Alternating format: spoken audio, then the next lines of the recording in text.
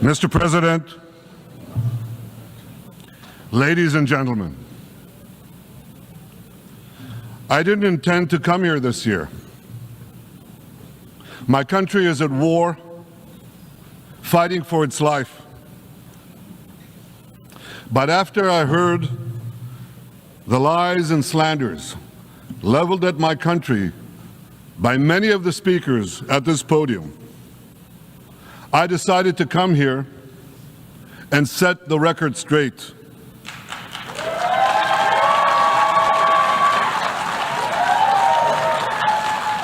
I decided to come here to speak for my people, to speak for my country, to speak for the truth. And here's the truth. Israel seeks peace. Israel yearns for peace. Israel has made peace and will make peace again.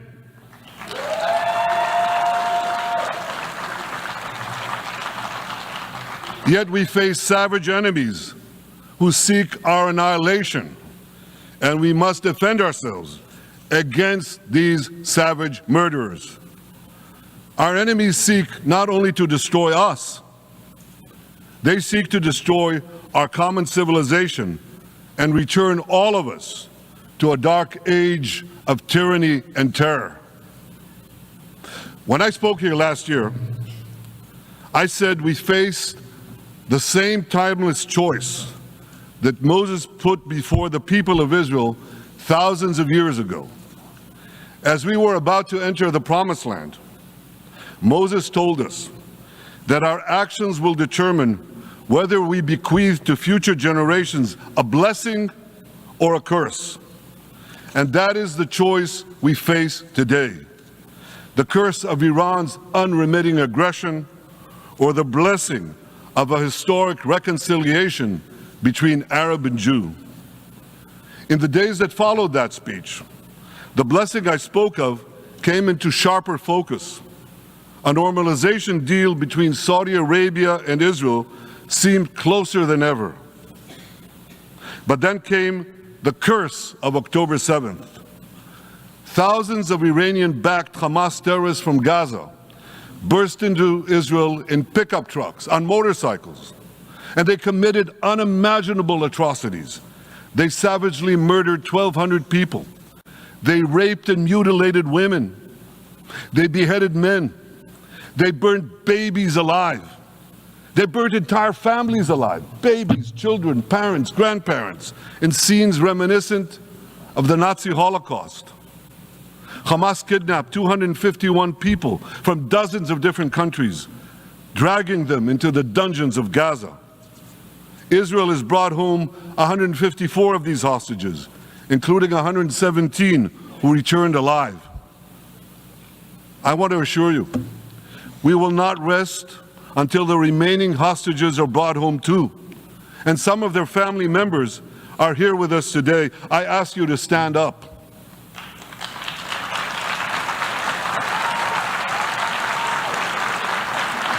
With us is Eli Stevie, whose son Idan was abducted from the Nova Music Festival. That was his crime.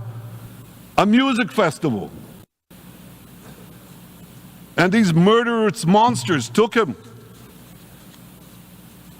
Kobe Smirno, whose son Jonathan was murdered, and his corpse was taken into the dungeons, into the terror tunnels of Gaza. A corpse held hostage. Salim al-Atrash, whose brother Muhammad, a brave Arab-Israeli soldier, was murdered. His body too was taken to Gaza. And so was the body of Ifat Hyman's daughter in Bar, who was brutally murdered at that same music festival. With us is Sharon Sharabi, whose brother Yossi was murdered, and who prays for his older brother Eli, who is still held hostage in Gaza. And with us too is Izhar Lifshitz from Kibbutz Nir Oz, a kibbutz that was wiped out by the terrorists.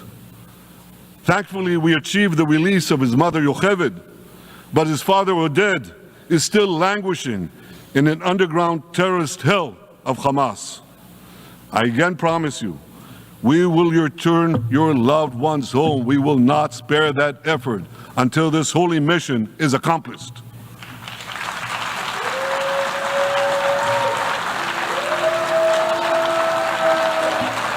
Ladies and gentlemen, the curse of October 7th began when Hamas invaded Israel from Gaza. But it didn't end there. Israel was soon forced to defend itself on 6 more war fronts organized by Iran. On October 8th, Hezbollah attacked us from Lebanon. Since then, they fired over 8,000 rockets at our towns and cities, at our civilians, at our children. 2 weeks later, the Iran-backed Houthis in Yemen launched drones and missiles at Israel, the first of 250 such attacks, including one yesterday aimed at Tel Aviv. Iran's Shiite militias in Syria and Iraq have targeted Israel dozens of times over the past year as well. Fueled by Iran, Palestinian terrorists in Judea and Samaria perpetrated scores of attacks there and throughout Israel. And last April, for the first time ever, Iran directly attacked Israel from its own territory, firing 300 drones, cruise missiles, and ballistic missiles at us.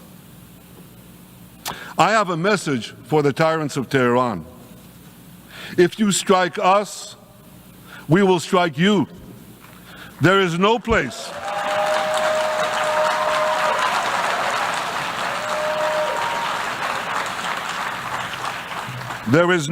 in Iran that the long arm of Israel cannot reach, and that's true of the entire Middle East. Far from being lambs led to the slaughter, Israel's soldiers have fought back with incredible courage and with heroic sacrifice. And I have another message for this assembly and for the world outside this hall. We are winning.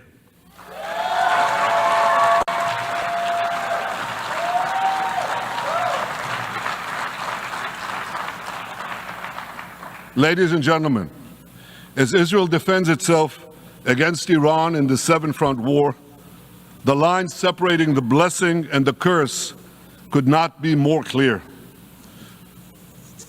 This is the map I presented here last year. It's a map of a blessing. It shows Israel and its Arab partners forming a land bridge connecting Asia and Europe between the Indian Ocean and the Mediterranean Sea. Across this bridge, we will lay rail lines, energy pipelines, fiber optic cables, and this will serve the betterment of 2 billion people. Now look at this second map. It's a map. Look at the second map. It's a map of a curse. It's a map of an arc of terror that Iran has created and imposed from the Indian Ocean to the Mediterranean. Iran's malignant arc has shut down international waterways. It cuts off trade. It destroys millions, destroys nations from within, and inflicts misery on millions. On the one hand, a bright blessing, a future of hope. On the other hand, a dark future of despair. And if you think this dark map is only a curse for Israel, if you think that, then you should think again. Because Iran's aggression, if it's not checked, will endanger every single country in the Middle East and many, many countries in the rest of the world. Because Iran seeks to impose its radicalism well beyond the Middle East. That's why it funds terror networks on 5 continents. That's why it builds ballistic missiles for nuclear warheads to threaten the entire world. For too long, the world has appeased Iran. It turns a blind eye to its internal repression. It turns a blind eye to its external aggression. Well, that appeasement must end, and that appeasement must end now.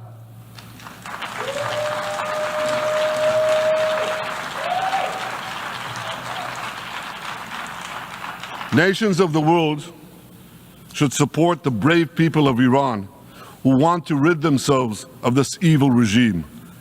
Responsible governments should not only support Israel in rolling back Iran's aggression, they should join Israel. They should join Israel in stopping Iran's nuclear weapons program. In this body, in the Security Council, we're going to have a deliberation in a few months. And I call on the Security Council to snap back UN Security Council sanctions against Iran, because we must all do everything in our power to ensure that Iran never gets nuclear weapons.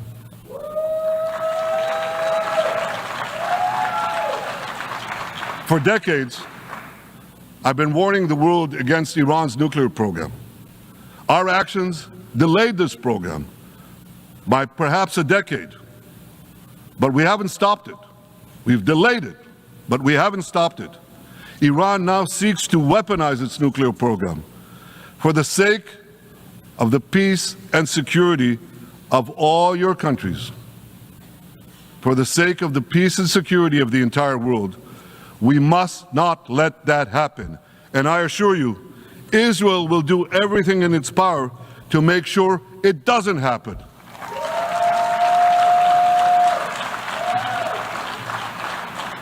So, ladies and gentlemen, the question before us is simple. Which of these two maps that I showed you will shape our future? Will it be the blessings of peace and prosperity for Israel, our Arab partners, and the rest of the world? Or will it be the curse in which Iran and its proxies spread carnage and chaos everywhere? Israel has already made its choice. We've decided to advance the blessing. We're building a partnership for peace with our Arab neighbors while fighting the forces of terror that threaten that peace. For nearly a year, the brave men and women of the IDF have been systematically crushing Hamas's terror army that once ruled Gaza. On October 7th, the day of that invasion into Israel, that terror army numbered nearly 40,000 terrorists. It was armed with more than 15,000 rockets. It had 350 miles of terror tunnels, an underground network bigger than the New York subway system, which they used to wreak havoc above and below ground. A year later, the IDF has killed or captured more than half of these terrorists, destroyed over 90% of their rocket arsenal, and eliminated the key segments of their terror tunnel network. In major military operations,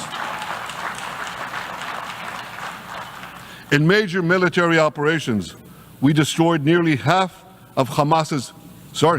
all of Hamas's terror battalions, 23 out of 24 battalions. Now, to complete our victory, we are focused on mopping up Hamas's remaining fighting capabilities. We are taking out senior terrorist commanders and destroying remaining terrorist infrastructure. But all the while, and I'll say this one more time, we remain focused on our sacred mission, bringing our hostages home, and we will not stop until that mission is complete. Now, ladies and gentlemen, even with Hamas's greatly diminished military capability, the terrorists still exercise some governing power in Gaza by stealing the food that we enable aid agencies to bring into Gaza. Hamas steals the food, and then they hike the prices. They feed their bellies, and then they fill their coffers with money that they extort from their own people. They sell the stolen food at exorbitant prices, and that's how they stay in power. Well, this too has to end, and we're working to bring it to an end.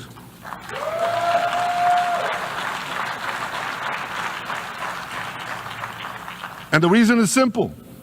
Because if Hamas stays in power, it will regroup, rearm, and attack Israel again and again and again, as it is vowed to do.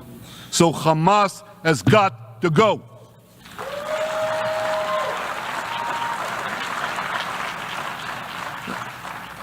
Just imagine For those who say, well, Hamas has to stay, it has to be part of a post-war Gaza, imagine in a post-war situation in World War II, imagine allowing the defeated Nazis in 1945 to rebuild Germany. It's inconceivable, it's ridiculous. It didn't happen then, it's not going to happen now.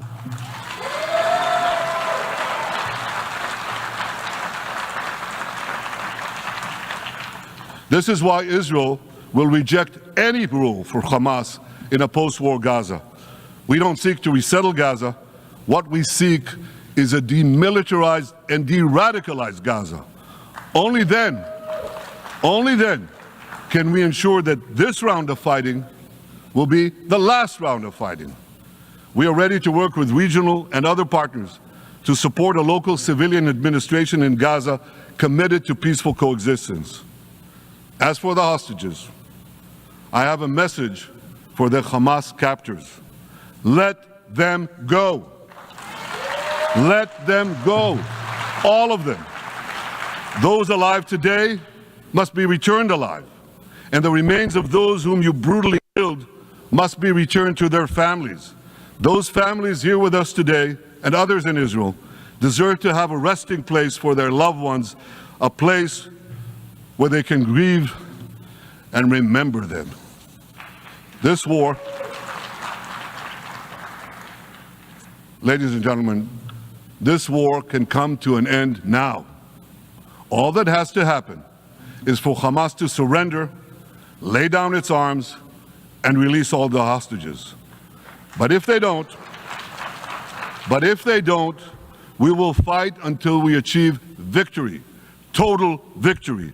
There is no substitute for it.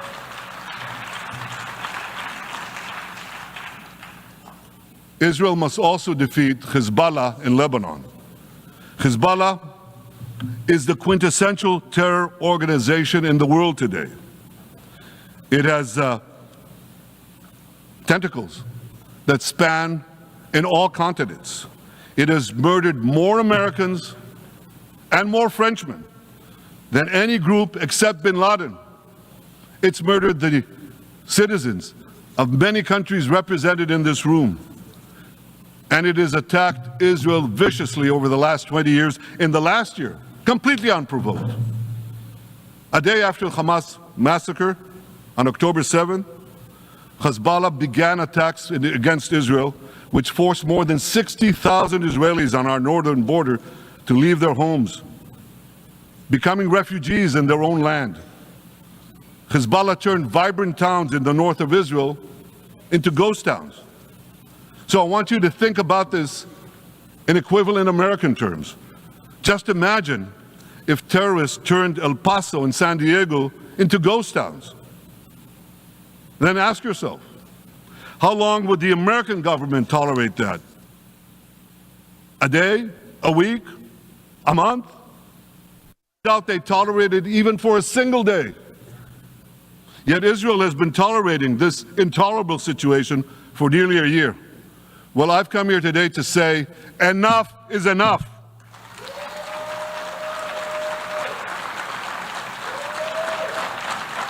We won't rest until our citizens can return safely to their homes. We will not accept a terror army perched on our northern border, able to perpetrate another October 7th style massacre. For 18 years, Hezbollah brazenly refused to implement UN Security Council Resolution 1701, which requires it to move its forces away from our borders. Instead, Hezbollah moved right up to our border. They secretly dug terror tunnels to infiltrate our communities and indiscriminately fired thousands of rockets into our towns and villages. They fire these rockets and missiles not from military sites. Not from that. They do that too. But they fire those rockets and missiles after they place them in schools, in hospitals, in apartment buildings, and in the private homes of the citizens of Lebanon. They endanger their own people. They put a missile in every kitchen, a rocket in every garage.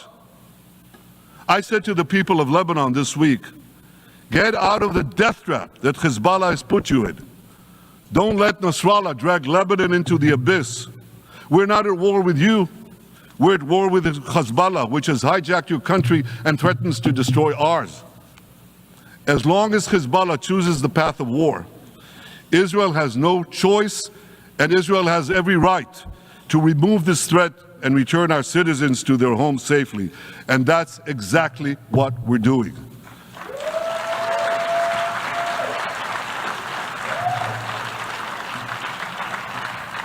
Just this week, the IDF destroyed large percentages of Hezbollah's rockets, which it built with Iran's funding for 3 decades. We took out senior military commanders who not only shed Israeli blood, but American and French blood as well. And then we took out their replacements, and then the replacements of their replacements. And we'll continue degrading Hezbollah until all our objectives are met.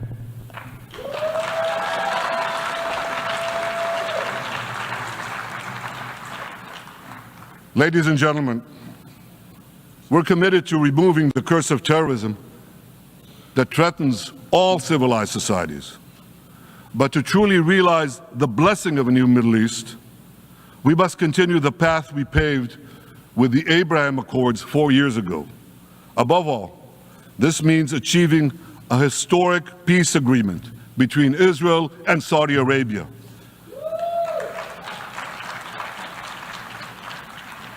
And having seen the blessings that we've already brought with the Abraham Accords, the millions of Israelis who've already flown back and forth across the Arabian Peninsula, over the skies of Saudi Arabia, to the Gulf countries, the trade, the tourism, the joint ventures, the peace,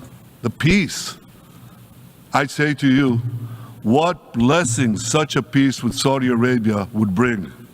It would be a boon to the security and economy of our 2 countries. It would boost trade and tourism across the region. It would help transform the Middle East into a global juggernaut. Our 2 countries could cooperate on energy, water, agriculture, artificial intelligence, and many, many other fields.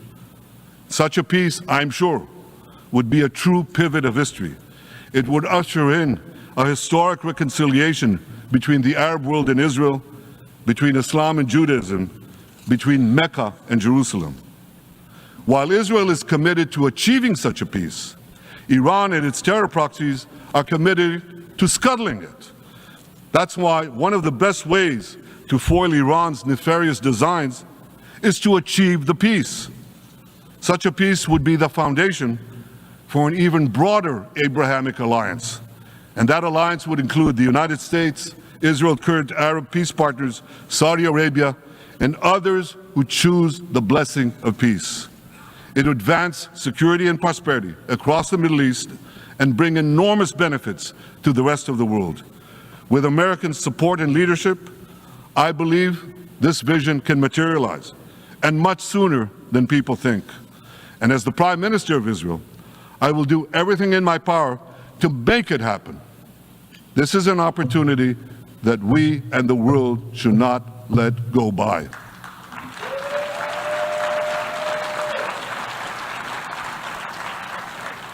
Ladies and gentlemen, Israel has made its choice. We seek to move forward to a bright age of prosperity and peace. Iran and its proxies have also made their choice. They want to move back to a dark age of terror and war. And now I have a question. And I pose that question to you. What choice will you make? Will your nation stand with Israel? Will you stand with democracy and peace? Or will you stand with Iran, a brutal dictatorship that subjugates its own people, exports terrorism across the globe? In this battle between good and evil, there must be no equivocation. When you stand with Israel, you stand for your own values and your own interests. Yes, we're defending ourselves, but we're also defending you against a common enemy that through violence and terror seeks to destroy our way of life. So there should be no confusion about this. But unfortunately, there is a lot of it in many countries and in this very hall, as I've just heard. Good is portrayed as evil, and evil is portrayed as good. We see this moral confusion when Israel is falsely accused of genocide, when we defend ourselves against enemies who try to commit genocide against us. We see this too when Israel is absurdly accused by the ICC prosecutor of deliberately starving Palestinians in Gaza. What an absurdity. We have to bring in 700,000 tons of food into Gaza. That's more than 3,000 calories a day for every man, woman, and child in Gaza. We see this moral confusion when Israel is falsely accused of deliberately targeting civilians. We don't want to see a single person, a single innocent person die. That's always a tragedy. And that's why we do so much to minimize civilian casualties, even as our enemies use civilians as human shields. And no army has done what Israel is doing to minimize civilian casualties. We drop flyers, we send text messages, we make phone calls by the millions to ensure that Palestinian civilians get out of harm's way. We spare no effort in this noble pursuit. We see yet another profound moral confusion when self-described progressives march against the democracy of Israel. Don't they realize they support the Iranian-backed goons in Tehran and in Gaza? The goons who gun down protesters, murder women for not covering their hair, and hang gays in public squares, some progressives.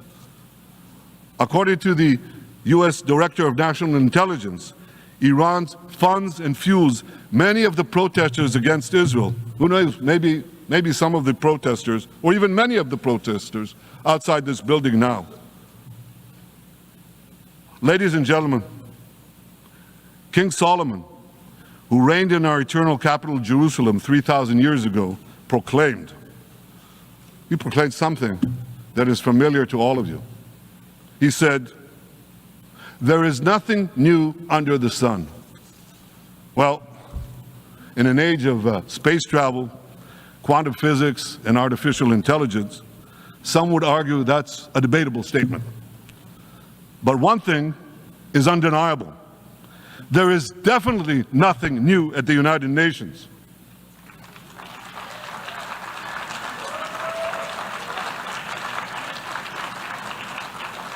Take it from me. I first spoke from this podium as Israel's ambassador to the UN in 1984. That's exactly 40 years ago. And in my maiden speech here, I think it's the same podium, by the way. In my maiden speech here, I spoke against a proposal to expel Israel from this body. 4 decades later, I find myself defending Israel against that same preposterous proposal. And who's leading the charge this time? Not Hamas, but Abbas, Palestinian Authority President Mahmoud Abbas. This is the man who claims he wants peace with Israel. Yet he still refuses to condemn the horrific massacre of October 7th. He's still paying hundreds of millions to terrorists who murder Israelis and Americans. It's called pay for slay. The more you murder, the more you get paid. And he still wages unremitting diplomatic warfare against Israel's right to exist and against Israel's right to defend itself. And by the way, they amount to the same thing. Because if you can't defend yourself, you can't exist. Not in our neighborhood, certainly, and maybe not in yours. Standing in this podium 40 years ago, I told the sponsors of that outrageous resolution to expel Israel, "Gentlemen, check your fanaticism at the door." Today, I tell President Abbas and all of you who would shamefully support that resolution, check your fanaticism at the door. The singling out of the one and only Jewish state continues to be a moral stain on the United Nations. It has made this once respected institution contemptible in the eyes of decent people everywhere. But for the Palestinians, this UN House of Darkness is home court. They know that in this swamp of anti-Semitic bile, there's an automatic majority willing to demonize the Jewish state on anything. In this anti-Israel flat earth society, any false charge, any outlandish allegation can muster a majority. In the last decade, there have been more resolutions passed against Israel in this hall at the UN General Assembly than against the entire world combined. Actually, more than twice as many. Since 2014, this body condemned Israel 174 times. It condemned all the other countries in the world 73 times. That's more than 100 extra condemnations for the Jewish state. What hypocrisy, what a double standard, what a joke. So the UN's hostility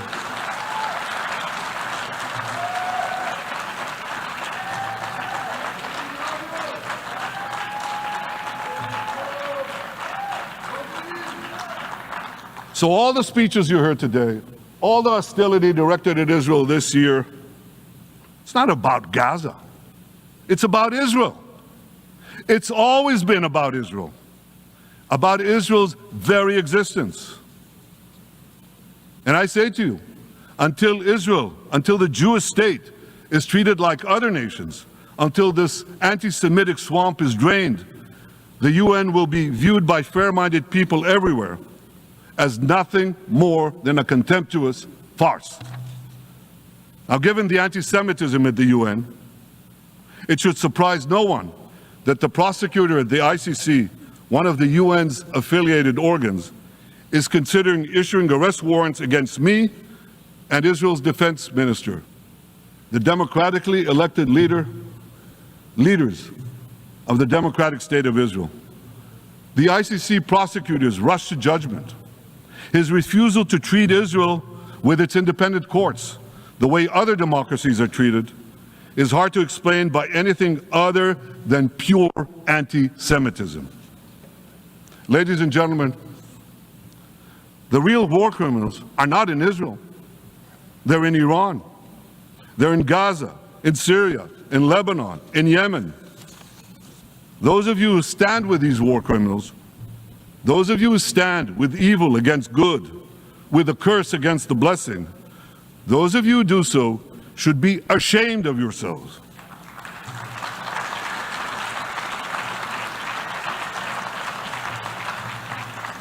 But I have a message for you. Israel will win this battle. We'll win this battle because we don't have a choice. After generations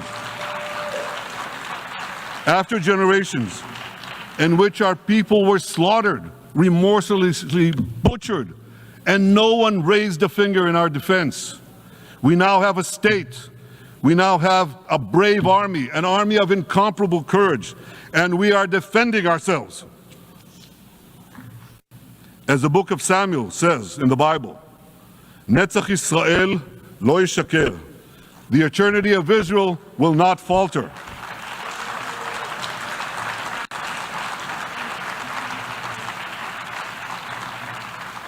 In the Jewish people's epic journey from antiquity, in our odyssey through the tempests and upheavals of modern times, that ancient promise has always been kept, and it will hold true for all time. To borrow a great poet's phrase, Israel will not go gently into that good night. We will never need to rage against the dying of the light, because the torch of Israel will forever shine bright.